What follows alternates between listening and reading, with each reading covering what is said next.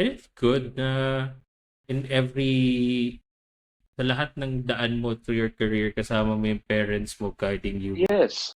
with ano ba dapat yung gawin. Kasi if it's just you alone, I think ma-figure out mo rin sa Yellow Room pero it's gonna be on a later time. Yeah, I'm not shy to give advice to the people who asked me advice kasi swerte ko kumpleto nung time na yun, kumpleto pamilya ko na I cannot Mm. speak for everyone. May mga tao na hindi good sa mga magulang nila or hindi sinusuportahan ng magulang nila kasi anak, walang pera dyan.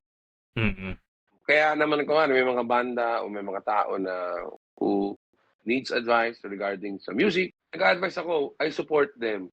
Kaya marami nagtataka, bakit si Yellow Room ang baba ng ticket price? Kasi for the masses, turo yun ng magulang ko. Huwag ka maging elitista.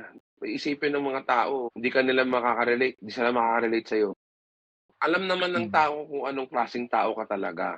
The people that you care about, your circle. Alam naman nila kung edukado naman talaga to, mayaman to.